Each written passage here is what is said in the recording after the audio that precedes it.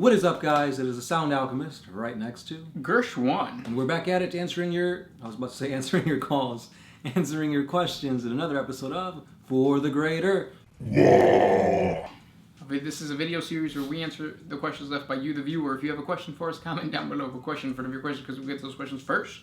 And I am getting tired. And that is what for Rich Franklin did. He asked. Hey, it's Franklin. Coming over to play. Does a Space Marine need sleep? Eventually, a Space Marine can go a very long time without sleep. I think the longest recorded time was by a Crimson Fist by the name, I can't remember his name. But there's a Crimson Fist Space Marine who lasted 289 days without sleeping. And he was fine. Like, he was still doing his thing. Eventually they will need to sleep, but they can go very, very long. At the end of the night, sometimes instead of sleeping, they meditate. Mm-hmm. Kind of like the D&D character, what is it, a high elf? Yeah, elves don't need to sleep, they meditate. Mm-hmm. Good question, though. Next one. This one's by Bruce Corey. Corey in the house. How many custodes would it take to kill a non-demon Primarch? Custodes are almost on Primarch level. So it goes Custodes, Primarch, Demon Primarch, Emperor, Drago. Yeah, so I would say like 2. Yeah, I mean, I could still think like a Primarch can take him down just because they got that plot armor. Like, even I could picture a squad of Custodes for some reason, like, fighting Guilliman, and Guilliman would, like, take him down. Because of plot armor. Mm-hmm. Yeah. But, like, theoretically, they should be able to take down a Primarch. Yeah. Next question. Chase Betsinger. I don't have anything for Betsinger. I bet you can sing. Bet. His question is, besides Warhammer 40K, what other universes are you interested in? I've been wanting to do lore on D&D because we've been playing D&D so much. Eventually, I am going to do some type of D&D content again because I started it and the D&D encounters. Yeah, the D&D encounters. Eventually, I will go back to it, but I also want to do lore on that. What universe are you interested in? Magic the Gathering's been something that's been pretty interesting. I've been following the lore, the cards, and all that. Yeah, I mean, does Pornhub count as a universe? Kinda. They have their own little multiverse. Next question comes from Juan G. Tequila or mezcal? I like mezcal. I like smokiness more than the tequila. Yeah, I never liked tequila. Honestly, like tequila, like it's good to take a shot and then be done with it. But like, if you want to have a good drink, like a cocktail, mezcal is better. Have you ever had the worm? No. Next question. This one is by Prostugenic. Are Fallen inherently insecure about their lineage and just plain bad? Hold up, man. We're all a little bit insecure in our lives. Let's not just call them bad. But yes. Yeah. They are insecure. Next question comes from Chase Betsinger again. What Space Marine relics do you think are the best or your favorite? I think... ooh, that's a tough one. Yeah, there's a lot that come to mind, but the best? I'm guessing it's an Imperial relic, too. Yeah. Oh, yes, he said Space Marine relic. Mm-hmm. Guilliman's sword is probably one of the better ones. Yeah. Yeah. There's the Armor Indomitus, I believe is what it's called, which is, I want to say it's an Iron Hands, like, Terminator suit that's, like, really beefy. But if I were to say my favorite, it's the, what's it called? The Flesh Metal Exoskeleton, which is basically exactly what it sounds. It's a type of augmentation that goes into you and just makes you tougher, stronger. It bonds, kind of like adamantium. It bonds to your body and makes you stronger. Cool. Next question comes from the Hounds Bark. Giga Plays. Do you guys do anything else outside of YouTube? For example, other jobs or studying? I'm curious to know more about you guys. Does Pornhub count? Yeah, we do a lot of that. But who doesn't? It's Right. 2019. But yeah, Magic, D&D is a big thing. We play D&D at least once a week. We have a really cool campaign going on right now. And it just recently got really interesting because this guy killed me, my character. So there was some PvP. Well, it wasn't even player versus player. It's just I was knocked out and you stabbed me. But yeah, we do D&D. In my defense, I was trying to cure him. And I did. By killing me. It worked. But yeah. Next question comes from God Emperor of Pierogies. What is love? Well, you know pee is stored in the balls. Love is stored in the gallbladder. Which is found in your humanoid marsupial pouch. Next question comes from Pineapple. Could a blink be a perpetual as well? And how strong would they be if they were both? Oof, I don't think that's possible because I think perpetualness stems from a warp ability. Because how else would you come back if it's not warp power? Yeah, that's true. Well, yeah, that's true.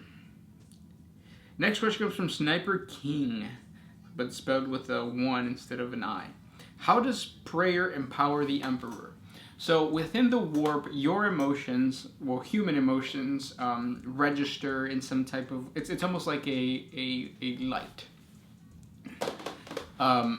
As you pray, that light in the warp fuels whatever you're praying to, and then it doesn't necessarily even have to be praying. It could just be the action of killing. That action, that emotion, is a flame sparking in corn, and the same thing is happening. I'm guessing you're asking because of the Emperor, right? Imperial citizens pray to the Emperor for order, and that God is being created. The God of order, aka the God Emperor. But that's just a theory. Right. Next question. This one's by Armin Safarians. Why do you think that the different factions don't explore the rest of the universe? Pretty much because they're at war. War takes up a lot of their time, their effort, their resources, so much so that there's not really time, effort, or resources to explore. That's all being pushed to war. Yeah, basically. That and I think outside of our galaxy, it is based on science. The warp only exists in our galaxy. If you want to travel outside of our galaxy, you don't have warp portals. You have just the void. So it's kind of hard to like travel through the void where you have to do it on regular time. Yeah, or for some races, like their technology's not up to par to actually travel that far. Yeah.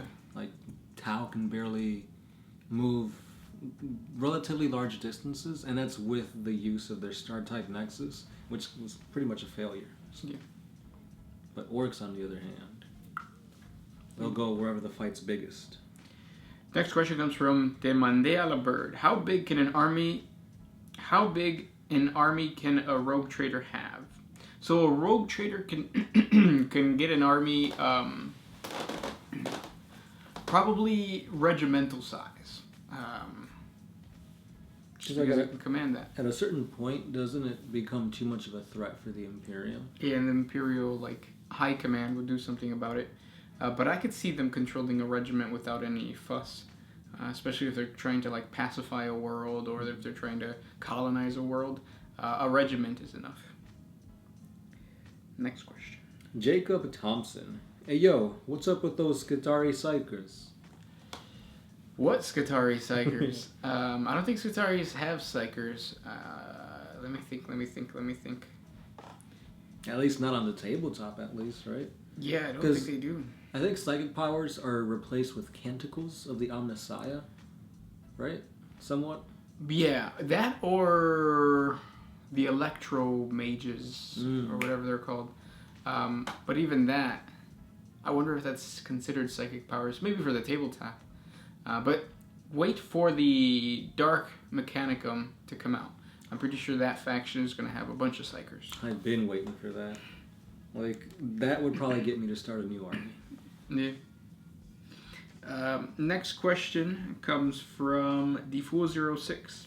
Will the Horus heresy still happen? Would the Horus heresy still happen if the Emperor did love his sons?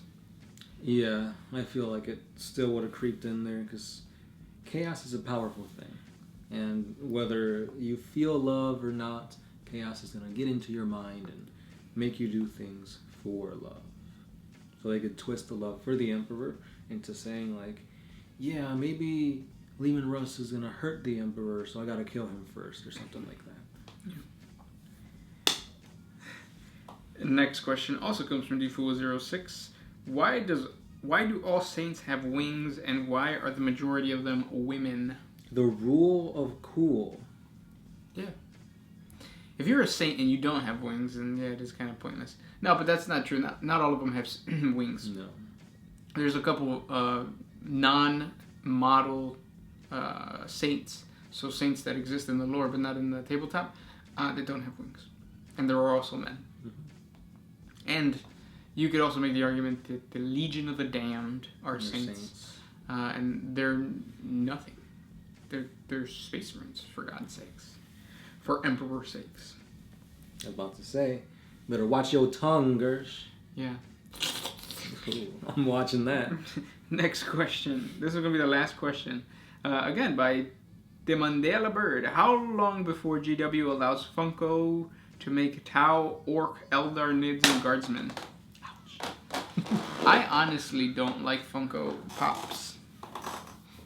So... But that's like they came with a gas school Funko Pop. Would you get it? No, I don't even have the God School model. Use that as your model. Yeah. Would you guys let me if I brought in a Funko Hell Pop? no. Yeah. No, I don't know. Maybe. But it depends on how well these do. Yeah, that's what I was about to say. If these 4 Space Marines sell really well, which one's a Space Wolf, one is a Dark Angel, one's a Blood Angel, and one is an Ultramarine. If they sell well, you could expect to see more, especially the Xenos races. Obviously, they put out all Space Marines because that's the most popular, but just gotta wait and see. Those are the questions for today. If you guys have more questions for us, comment down below. We do this 4 times a week, so yeah, you guys have a lot of opportunities to get your questions answered. That's right. This is Gershwin. Sound Alchemist.